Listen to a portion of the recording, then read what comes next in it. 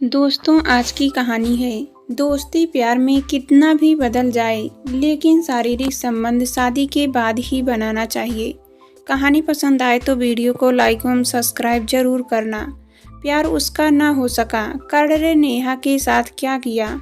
शिक्षित और खुले विचारों की नेहा का मानना था कि शादी के बाद ही शारीरिक संबंध बनाने चाहिए, लेकिन कर्ण ने ऐसा क्या किया कि नेहा समर्पण के लिए मजबूर हो गई। कौन है?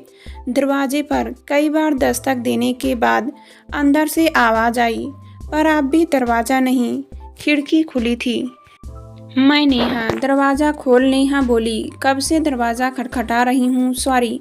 प्रिया नींद से जागकर उबासी लेते हुए बोली, तू और कहीं कमरा तलाश ले।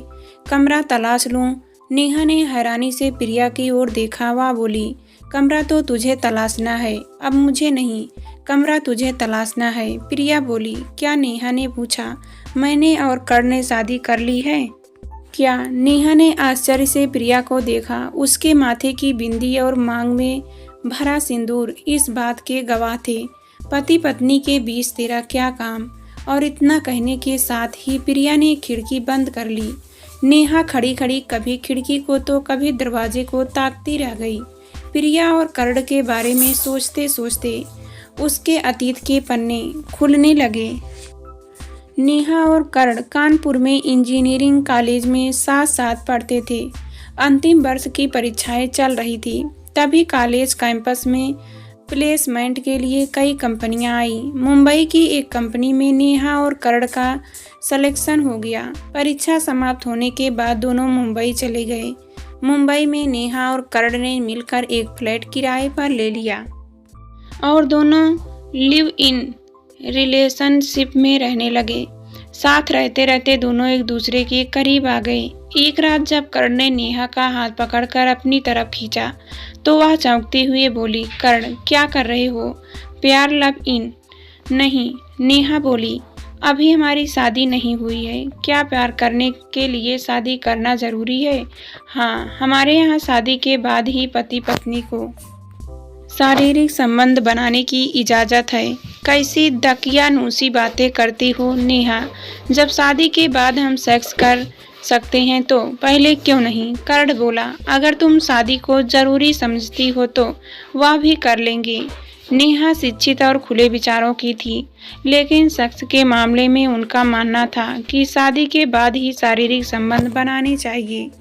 लेकिन कर्ण ने अपने प्यार का विश्वास दिलाकर शादी से पहले ही नेहा को समर्पण के लिए मजबूर कर दिया। सेक्स का स्वाद चखने के बाद नेहा को भी उसका चस्का लग गया।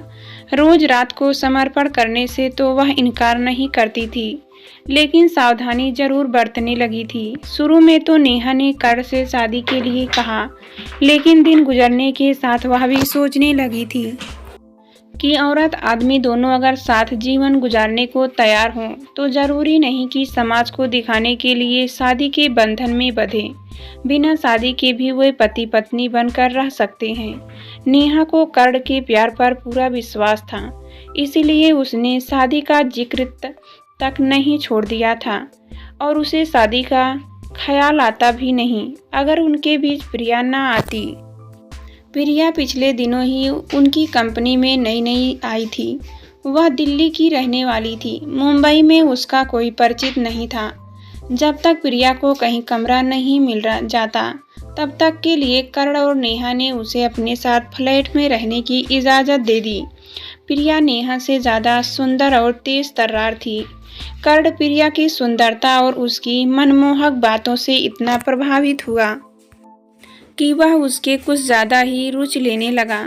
जिस कर्ण को नेहा सबसे ज़्यादा सुंदर नजर आती थी, वही कर्ण अब प्रिया के पीछे घर में ही नहीं, ऑफिस में भी लट्टू था।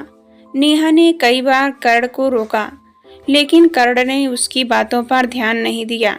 नेहा समझ गई कि अगर जल्दी कर्ण को शादी के बंधन में नहीं बांधा गया तो वह हाथ से निकल जाएगा। नेहा शादी के बारे में अपनी माँ से बात करने एक सप्ताह की छुट्टी लेकर कानपुर चली गई। उसने माँ से कुछ नहीं छिपाया।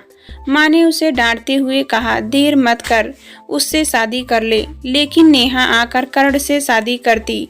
उससे पहले ही प्रिया ने उसे अपना बना लिया था।